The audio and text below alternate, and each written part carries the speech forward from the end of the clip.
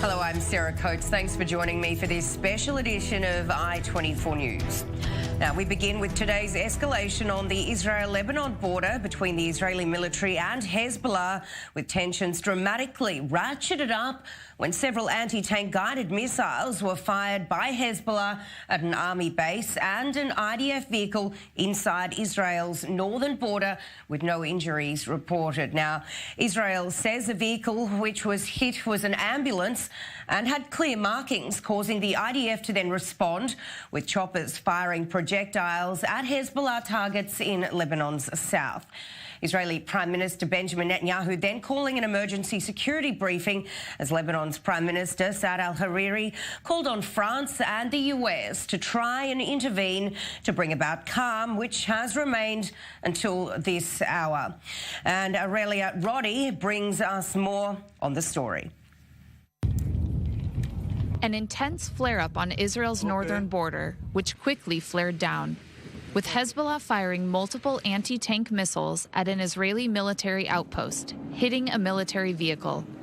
For a short time, fears of escalation into an all-out war gripped northern Israel, where bomb shelters were reopened and residents were urged to stay away from border roads. This attack from Hezbollah comes after weeks of heightened tensions. Last week, 2 apparent Israeli drones crashed in Beirut, and Israel struck an Iranian-led bomb plot in Lebanon, killing 2 Hezbollah members. Days ago, the IDF exposed the identities of suspected senior Iranian Revolutionary Guard members who were involved in the plot. In response to the latest attack, the IDF shot some 100 mortar shells into southern Lebanon and carried out 2 airstrikes before announcing that no Israeli soldiers were killed or even hurt in the attack. We were attacked by several anti-tank missiles. We responded with about 100 shells and through strikes from the air. We are in consultations about how to move forward. I have instructed to be prepared for every scenario. We will decide our next moves depending on the developments. I can inform you we have no casualties, no injuries, not even a scratch. After hours of tension, IDF spokesperson Jonathan Conricus told reporters that while the tactical events appear to be over, the strategic threats posed by Hezbollah remain. Hezbollah is touting the attack as a victory. At least for now, it seems that an all-out confrontation has been avoided. And I-24 News correspondent Alec Pollard was on the border with Lebanon today throughout this escalation and filed this report. One of the most serious escalations on the Israel-Lebanon border in recent years today, when Hezbollah fired several anti-tank missiles at an IDF vehicle along the border, causing that vehicle serious damage, but not any human casualties. The IDF responding by firing on multiple targets inside Lebanon, over 100 shells, also claiming that it targeted that Hezbollah squad, which fired on the vehicle earlier in the day. Prime Minister Netanyahu saying this was an accomplishment for the IDF, a military accomplishment, but that Israel is ready for what's to come. Now, these events not coming in a vacuum after multiple incidents last week. The head of Hezbollah, Hassan Nasrallah, saying that today's action was revenge for the 2 martyrs, as he called the Hezbollah operatives who were killed by an IDF strike on an Iranian drone squad in Syria last week, but that the score still needs to be settled for another incident in which IDF drones crashed in the suburbs of Beirut. So this round has indeed concluded, but the next one could be around the corner. Alec Pollard, Israel-Lebanon border, I-24 News. And for more, let's bring in security analyst Martin Himmel and our senior international affairs correspondent Owen Alterman. Thank you both so much for coming in. Firstly, we'll start with you, Martin. Tell me, what kind of similarities are you seeing with today's events, with this escalation that may sort of mirror what we saw back in 2006, of course, the Second Lebanon War? Well, I remember that war very well because I spent about 7 weeks covering it firsthand, and it was quite tough, and a lot of civilians were killed in that war on both sides. It was started by no one wanted that war to happen.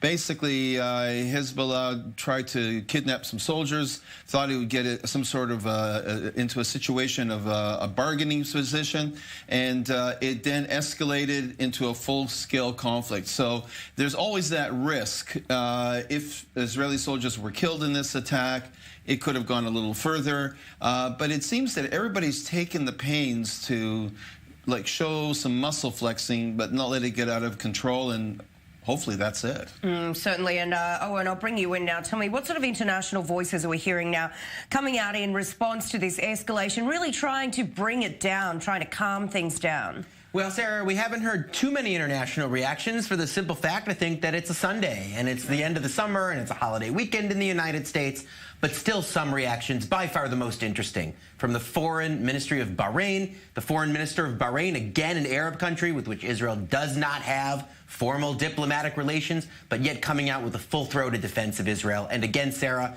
not for the first time, the Bahraini government does not like Hezbollah, does not like Iran's network of Shiite proxies, see them as a threat to their own government, and in recent years, more and more has taken the side of Israel, more and more openly in Israel's own confrontations with Hezbollah and with Iranian proxies. Of course, at the Bahrain conference a few months ago, the foreign minister rolled out the welcome mat for Israeli journalists, including our own Nurit Ben, and gave interviews to several of the Israeli journalists there. So, again, still startling in the Middle East to see an Arab country come out and defend Israel with the words that could come out just as easily from the Trump administration, but maybe not surprising. Beyond the Bahrainis, the French, of course, with their historic role in Lebanon, coming out a few hours ago with a more predictable response, saying that they're urging restraint on both sides, in touch with all of the actors in Lebanon, and the UN's UNIFIL peacekeeping force also issuing a statement saying that they're in touch with both parties to get them to calm down. Of course, their UNIFIL is there with their own troops on the ground and didn't prevent this from happening, so one wonders what they really can do. Let's talk about this. Martin, UNIFIL, of course, as Owen just said, has boots on the ground there in Lebanon. How did this get so out of hand if it's supposed to be keeping the peace? Well, UNIFIL doesn't keep peace. UNIFIL is sort of like a ceremonial placemat that is just supposed to give a seal of approval to a calm or a quiet. The second trouble happens, they're out of there. They don't enforce anything, and they never have. And actually, no one expects them to. So UNIFIL just goes with the waves, the political waves, which way they go. All right, and let's now talk about this politically. What do you believe Benjamin Netanyahu's game plan should be going forward? We know as this was all escalating, he did call a security and urgent meeting on the phone with the top brass from Israel's military. Well, I think, listen, Netanyahu is come out of this as a bit of a winner. He's shown a lot of resolve in attacking initially this propellant manufacturing entity, changing the status quo by actually striking in the Beirut area. And now, yes, they've struck back, but he hit back with over 100 bombs. It makes him look tough. It makes him look enterprising. Maybe he was even involved, who knows, on this Iranian missile that didn't launch and exploded. So it fits his image of being the wise, tough, international player that he's trying to convey as the elections go forward. So politically, he's won on that. And let's now talk about Lebanon. The Prime Minister Hariri was calling on France and, of course, the US to try and come in and de-escalate the situation. Do you think that had any role to play in bringing this sort of ceasefire? Well, listen, the French, if they heard that call, have answered it. But again, Sarah, the French would have answered the call even without Saad Hariri making it. France, as always, looking for a way to raise its international profile, show how it's relevant in its former colonies. Lebanon, which had a French mandate over it for a period of time, and the close cultural ties. So again, the French will not be shy in getting involved in a situation like this. As for Saad Hariri himself, Sarah, I remind you and our viewers, Hezbollah allegedly killed Saad Hariri's father. So it's a complicated situation for the Prime Minister of Lebanon, where on the one hand he has that history, and on the other hand, what can he do? It's a very, very powerful force. The most powerful force in all of Lebanese politics is Hezbollah. So he has no choice but to some degree to do their bidding and just hoping and praying that the situation calms down. Certainly. Owen Alterman, Martin Himmel, stay with me. I'll come back with you after the break. We are going out for a short break, but when we come back, we'll bring you more on the escalation on Israel's northern border with Lebanon right after this. Stay with us.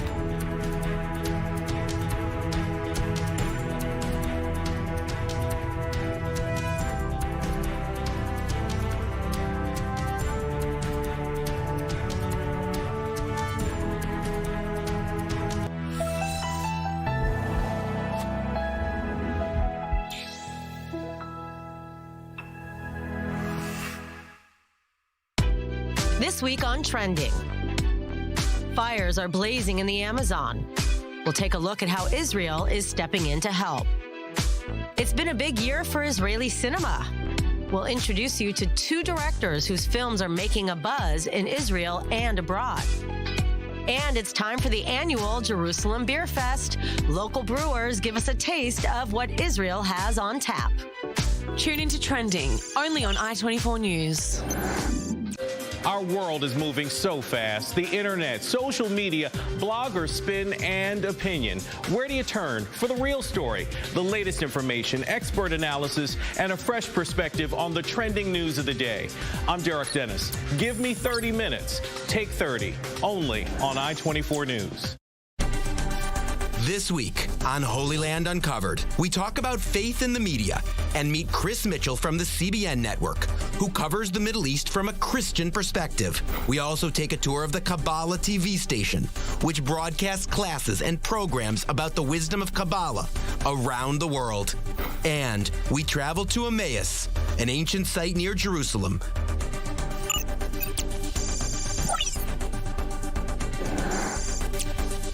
On Stateside, it's not just about delivering the news. It's about giving meaning to the news and doing so with clarity. These families waiting to get into the country, how long will they be in detention? Fact-based journalism, live breaking news, and stories right from where they happen. This is Zimbabwe's Berlin Wall moment. Because what happens around the rest of the world can have a huge impact on the United States, and what happens in the United States can have a huge impact on the rest of the world. That's Stateside.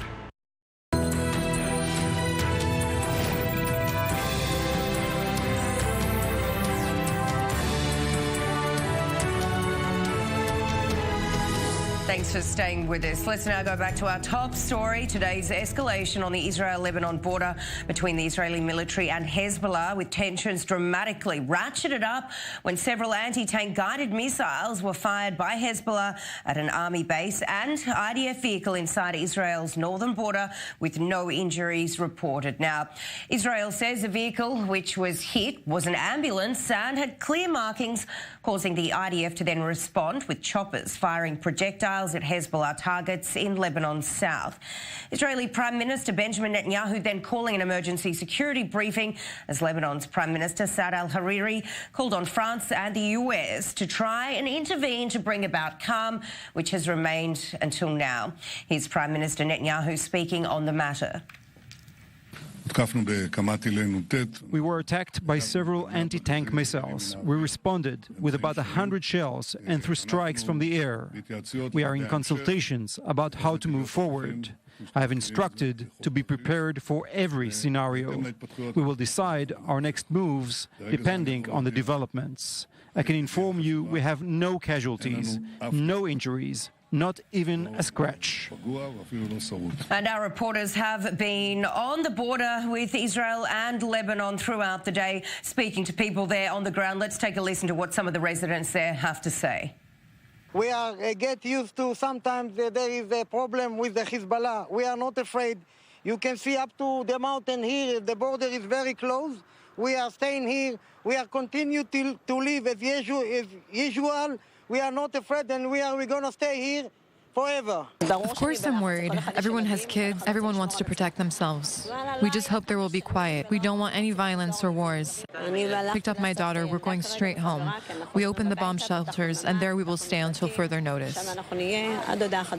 And let's bring back in our security analyst Martin Himmel and our senior international affairs correspondent Owen Alterman. Thank you for staying with me. Gentlemen, we know that Hezbollah has been fighting in Syria for the last 7 years. Tell me, how much would it really want a war with Israel now after losing thousands of people? Not very much. I mean, the war in Syria, which they didn't anticipate and didn't expect, but was an extremely important war for them because they didn't want to lose the Shiite hegemony in Syria, which Assad maintains and Iran supports.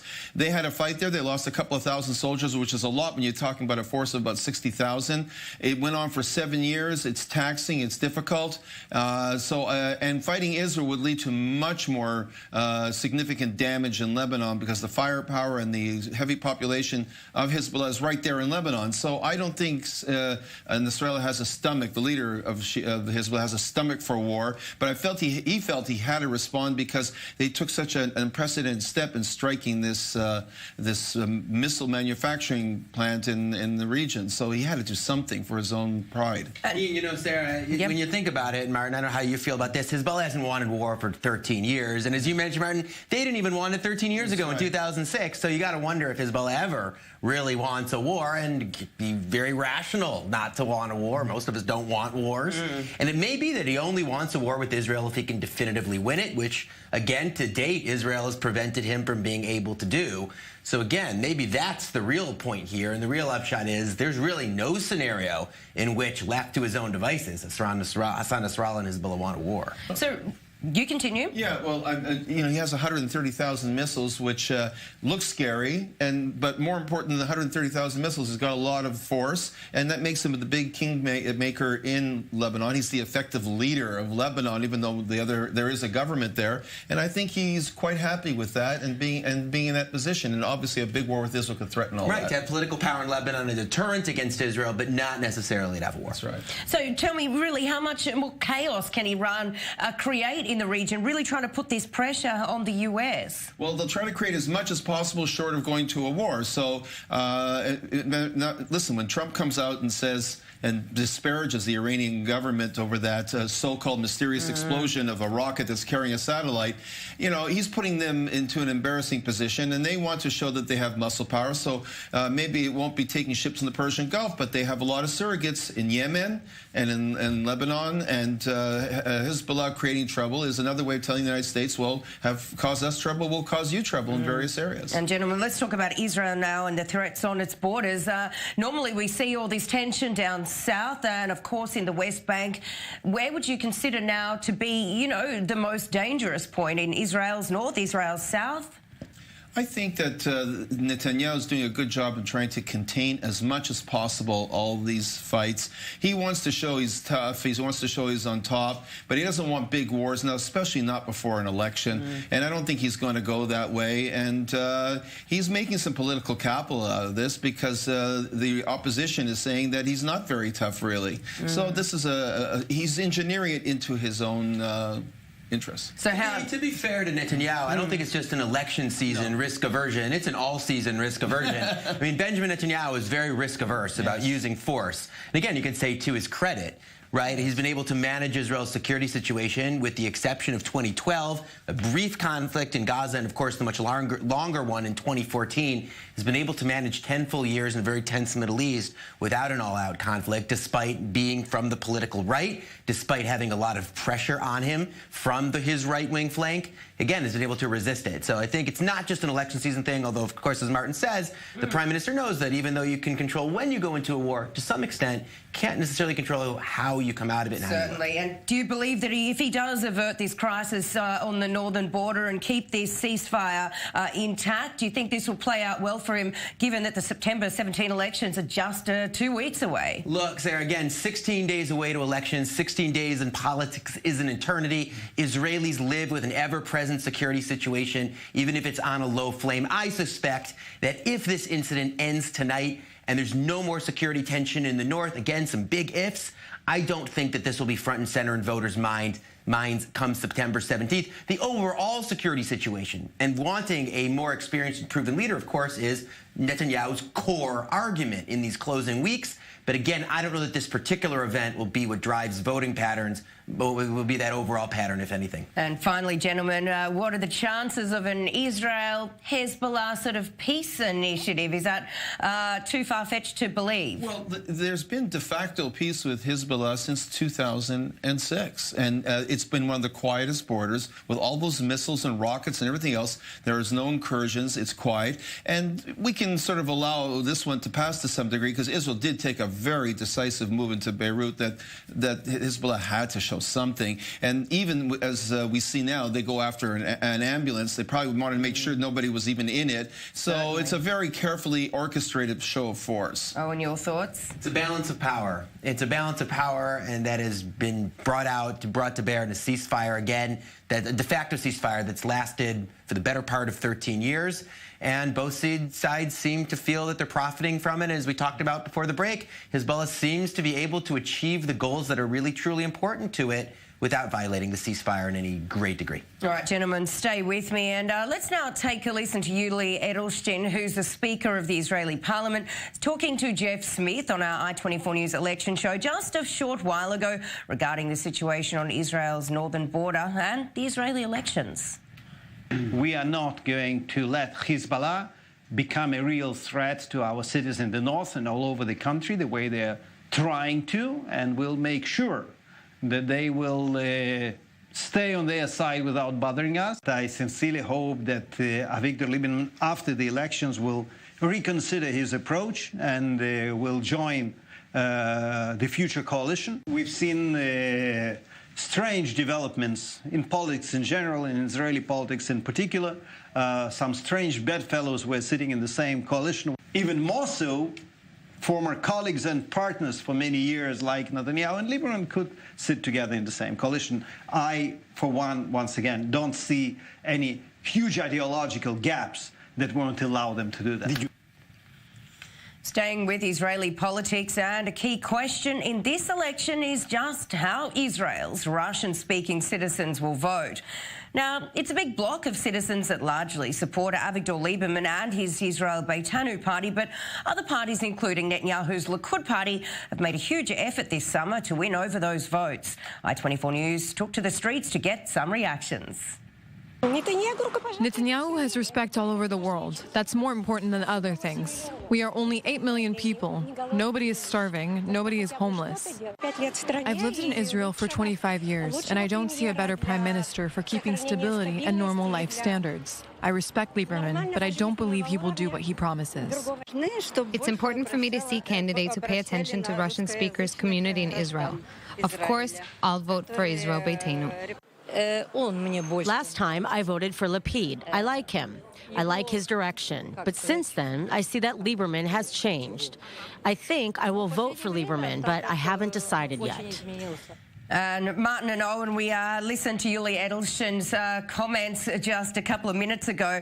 Tell me, what do you believe the chances are of the Likud party partnering up with Avigdor Lieberman following the last round of elections, which, you know, were a disaster with a coalition not being able to be formed there? Listen, it's all a matter of interest. It's not a matter of liking a person, disliking a person. It's what can work. But I think Avigdor Lieberman is trying to make a little bit of history and trying to make a bit of a change here. And I think he's got quite a vendetta with Mr. Netanyahu. So I think that Lieberman is probably going to try to steer his weight, if he does get 10 seats, to a national unity government and maybe force Likud to come up with another candidate for prime minister, and that person would lead the national unity government. I think that Lieberman would like to go with Likud if he could, but keep the blue and white party in there.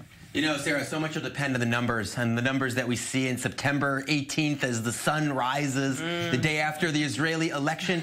But listen, one thing that's interesting is Yuli Edelstein's message, different than the official message from the Likud campaign, which is, if you look at Benjamin Netanyahu's latest campaign video, very creative and very clever, so recommend watching for those of you who are interested in the Israeli election campaign. Really talks about how Avigdor Lieberman has gone with the left and ridicules him for that. Edelstein taking a bit of a different tack, not doing that, but saying that he's actually a potential coalition partner on the day after. So do you see Edelstein as possibly a successor to Netanyahu if these charges and these corruption allegations are followed through with? I don't think he's got that kind of political weight. I also don't think he's a political heavyweight himself in making decisions. But I think that the knives might come out in the Likud party if Netanyahu has faced exactly the same situation and can't set up a government. I think Likud wants to have a prime minister, and they have a good chance of having a prime minister if they win the election, which they're likely to do.